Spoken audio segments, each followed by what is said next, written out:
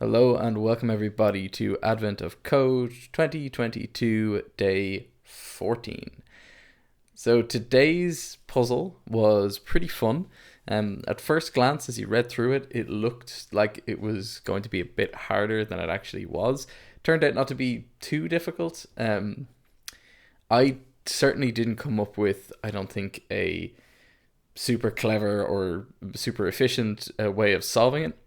I think I did it like a pretty basic way, but it turns out to work out pretty well for the problem. It doesn't run into any real problems with the time it executes in. It's not incredibly fast, but it's certainly not slow at all. I can, run my code and it gives me an answer more or less straight away in the terminal, which is all I'll ever shoot for. So yeah, it's pretty fun. Let's jump in and go through it. So, uh, day 14, uh, regolith reservoir? Regolith reservoir? Whatever that means. Um, so we followed our distress signal that we got in the last one, and it's led us to a giant waterfall. But it turns out that there's actually caves behind the waterfall. So you start going through this cave system, and you're going deeper underground, and then you start to feel like a shaking, like a rumbling, and that's where you realize there's a problem. So you're inside this big cave system, and sand starts pouring in from the roof. So what you do is you take a scan of the area with your handheld device, and it gives you a whole bunch of coordinates. And the coordinates are basically a map of all of so it's like a vertical slice of the cave you're in, and the map is all of the rocks that are formed inside that cave. And with that, what you're trying to do is basically model how the sand falling in from the roof of the cave is going to eventually fill up the cave. So you're given, this is your input. It's just a list of basically each one of these sets of points with the arrow forms a line that connects things up. So if you were to go through and follow each of these, you should be able to put a point on the map, which will indicate a rock. Everywhere else is free space, which is just air.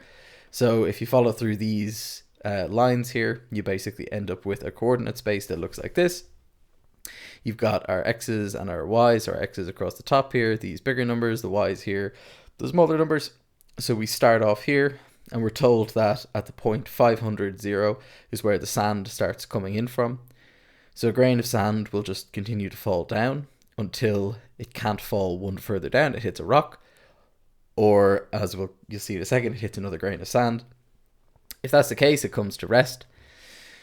And then there are some other cases where basically the sand can fall left or it can fall right. And so in this example, say down here, our grain of sand has already landed here. So we're falling down, down, down, down, down. We hit here and we see that we can't fall down here, but we look to the left and we see there's a free space, so we can move into the free space. So you end up with a case like this. And then we can go down further and you'll see another grain of sand will fall straight down here, and it'll fall down here and fall to the right instead because the left is full. And then this just keeps going on and on and on. The sand grains will fall down, down, down like this the whole way down until they start to form a tower, which will keep going up and up. So that's it. Basically, every time you're kind of looping through this, if you were to model your grain of sand, every time you loop through it, once the sand comes to rest, you reset, go back up to the top and drop another grain of sand and follow where it moves until it comes to rest. And that's essentially the whole modeling that you're going to be running through here. We're told that so this is basically giving us the exit condition now for the first part. We're told in the example here that eventually you'll just kind of fall off down into the abyss. So your sand will continue building up on all of the rocks that you have from your input, and eventually you'll get to a point where the sand flows off the rocks. You've got nothing else, it's all just free space, and your grain of sand will just keep falling down. And that, we're told, is our exit clause. So what we're asked for the first part is how many basically grains of sand have to fall until you end up at this point where every other grain of sand that falls is just going to fall into the abyss. That's what we're asked to do. So we can start simulating that, and let's have a look at the code. So part 1 code, let's start at the top. The first thing I do is I create a 600 by 600 array of all dots. Now, this is somewhat arbitrary. I picked this size because I figured it might work for both parts of the solution. If you look at the inputs, at least my inputs anyway, and even the sample inputs, they sort of give you a hint of the sizes of things that are going to happen. So you're told that it's your x's are starting at, in around the 500 range, and our y's are starting, in the 0 range, 0 to 10 sort of range. So I reasoned that, well, if I just create a big enough empty array, I should be able to model the entire thing inside it without causing any real issues. So I opted for 600 by 600. You could have done this more cleverly. You could have tried to figure out maximum, minimum bounds, but I figured that would just be extra work that you didn't really need to do. It doesn't really change the problem at all. So what do I do then? Oh, sorry, this isn't expanded. So in here then, this looks nasty, but basically all it does is it loops through every one of my instructions in each line. It splits up the x and y coordinates for them, and then in a couple of loops in here, it just fills in hashes into each location along those lines. And it's pretty simple. There's nothing super complicated there. Then, the next thing to do is basically at the point 0, 500, which is where we're told is our told that's our starting point. We're going to fill in a cross, which is our grain of sand as it falls. What else do I do in here then? Yeah, so now basically what's going to happen is the way I modeled this problem is I modeled it as a recursion. So each time the grain of sand is going to move down one, that's going to be one entry into a recursive function. The very bottom clause for the recursive function is that there's nowhere for the grain of sand to move, so the grain of sand basically stays stationary, and then it exits all the way back up to the top, and that's it. So that is fine, but what happens is we were told, because we're literally told this in the question, the grains of sand reach a point where they go to infinity, or there's they go to the abyss. So in that case, as that grain of sand is falling, each iteration, there's nothing to the left, nothing to the right, nothing below it. It's just going to keep going on and on and on. Effectively, if you were to just let this run with an infinitely large grid, you'd end up with a Stack Overflow because it's a recursive algorithm. So essentially, that's the case where the grain of sand never comes to rest. And if the grain of sand never comes to rest, the first time you do this where the grain of sand doesn't come to rest, you know that that's your end result for this problem. So if you're running this over and over again and you've no protections in place, when you hit a Stack Overflow error, that's when you know you've actually hit the answer to your solution. That's the number of grains of sand, and now you're on, so the answer for the sample is 24 grains of sand. If I'm on the 25th grain of sand, I'll hit a Stack Overflow error if I just were to let this run ad infinitum. So what we're doing here is we're picking some arbitrarily large number, and we're going to run my recursion that many times at maximum to try and find my answer. At some point in here, I have some break conditions which allow me to now figure out that I'm at the bottom, and I'll tell you where those break conditions are. But effectively, we arbitrarily start running our recursive algorithm. So one full run of the recursion gets me one grain of sand to its final location. So then I've exited out. So then I have to trigger that recursive algorithm again, which will give me the next grain of sand's final position, and on and on and on in the simulation. So let's go into the recursive algorithm then, which I have called fall in here. So my inputs, I give it the map, the the array that my two-dimensional array that is my map. Then I also give it its starting coordinates, which is going to be, in my case, 500 and 0, because that's where we're told where the sand is pouring in from the roof. Then this evaluates to a Boolean, which it tells me whether I'm running my sample code or my input code. This is just a power visualization that I only want to run if I'm running my sample code, just because the visualization for the input's kind of big and it's kind of hard to render. So I just do a small visualization for the samples. Okay, so let's enter into here. So we're going to enter in. If we're in visualization, we'll print out the map on the screen. Now, this, straight off the bat, is our exit code for the infinity case, basically. So my grid is arbitrarily sized to be 600 by 600. 600 by 600 grid. I will be overflowing out of that grid if either my x or y coordinates end up being over 599 as an index. If that's the case, then I just return an array with 2 nils in it. You'll see in a second in the non-breaking cases, those 2 numbers are just the x and y coordinate that I'm at. So yeah, so I know if I've returned out of here and my x and y coordinates are nil, I know I've hit that infinite case where it's just going to keep going and I should break out of my loop. So I do that up here. I check my y value. Is my y value nil? The x value isn't actually relevant. You'll see now in a minute why I want to just record the y value. I check if my y value is nil. If it's nil, I break out of this loop. So I stop doing this whatever arbitrary amount of times I'm at. And then I'm going to output that number. And that's going to effectively be my answer for this part, is the number of recursions I've done, or the number of times I've run the recursion, because the number of times I run the recursion is the number of grains of sand that I have. Okay, now let's go into the meat of what we're actually doing in here. It's pretty simple. Basically, all we do is we check if the next cell one down from the one that we're currently in is a dot, in which case it's an air free space. If that's the case, we set the value in the map to be a plus there. We increment this value and we run the recursion again for the next point. So if that isn't the case, meaning we've landed on a hard surface, we need to then look to the left.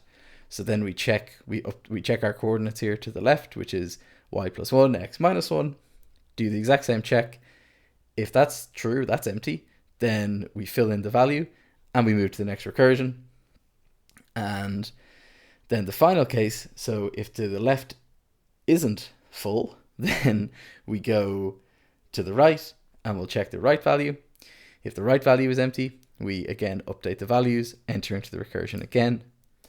So now the other case for this is we've checked that. It's so the directly down is full, directly left is full, and directly right is full. So that means the grain of sand now has to just stay where it is. We've reached its final location. So in this case, then we return the x and y coordinates of its final location. And that's it. At that point, then we'll return out of the loop and we're done. So yeah, it's relatively simple. It's not the craziest loop to go through. The logic for checking the coordinates is actually pretty easy because there's only just 3 different cases to check. Yeah, it's all pretty straightforward.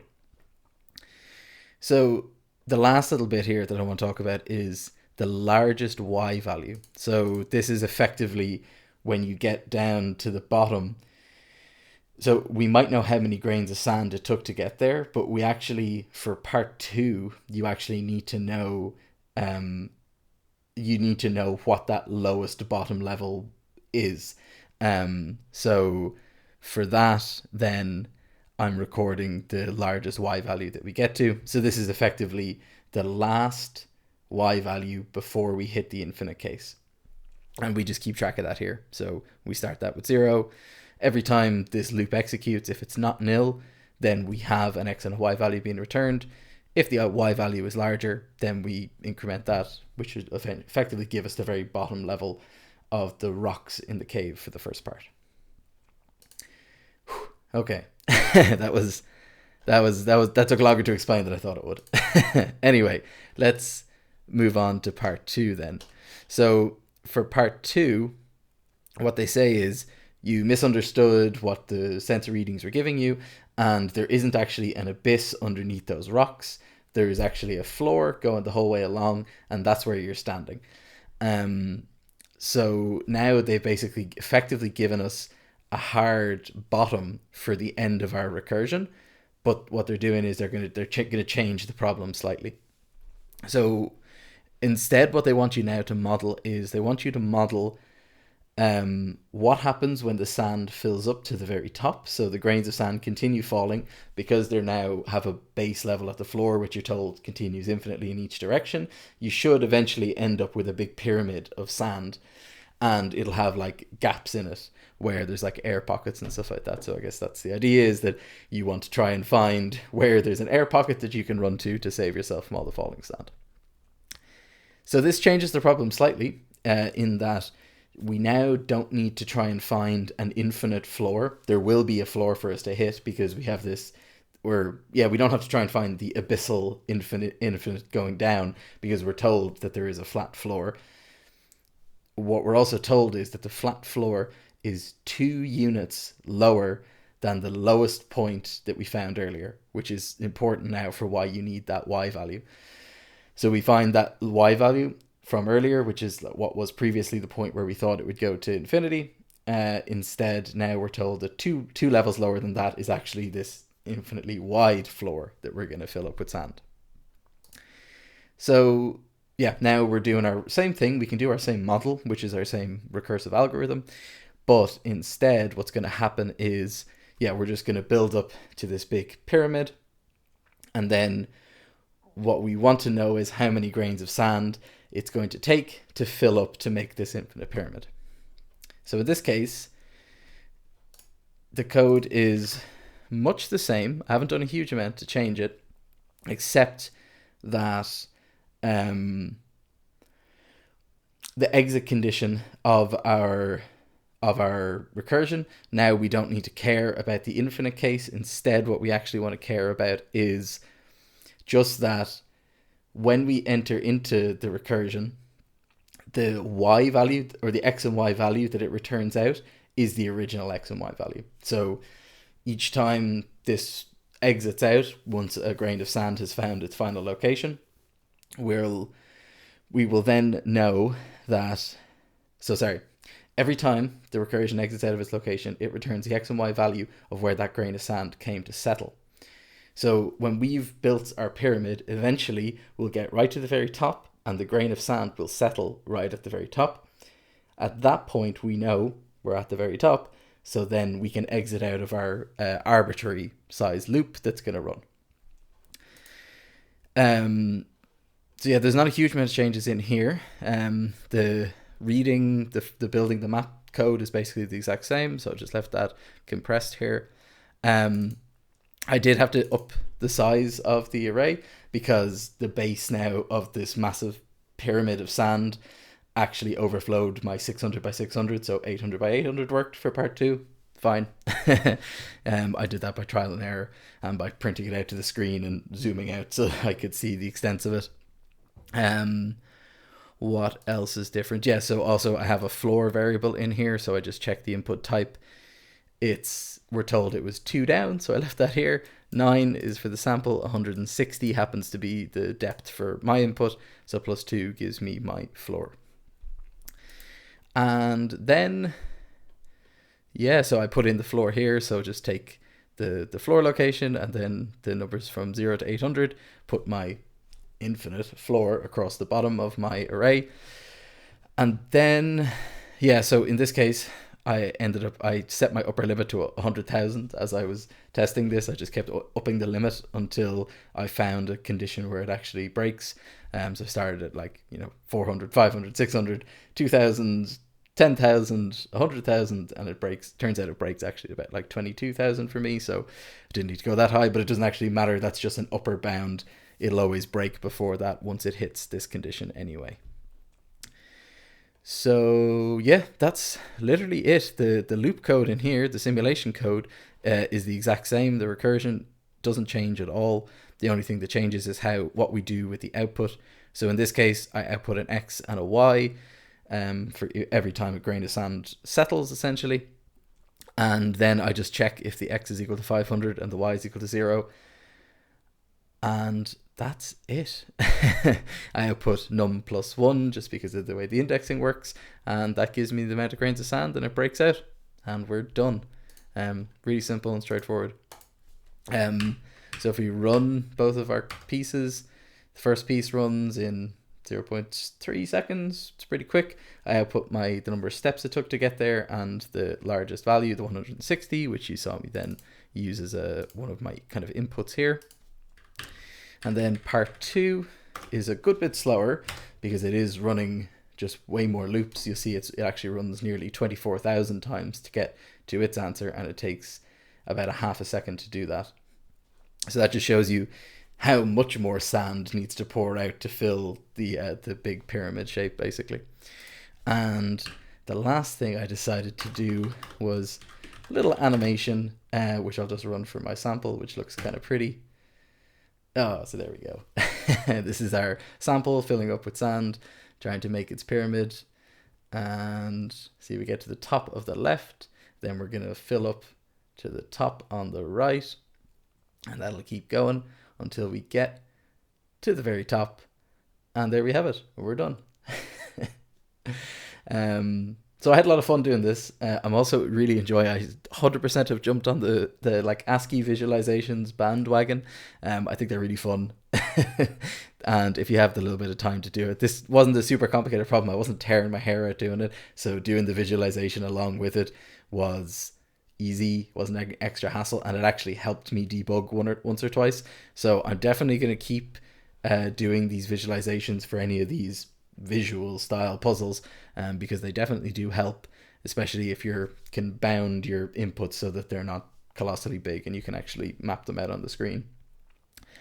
So yeah, that is it for today's puzzle. I had a lot of fun doing it, and yeah, I hope you guys enjoyed, and I'll see you all tomorrow for day 15. Bye bye.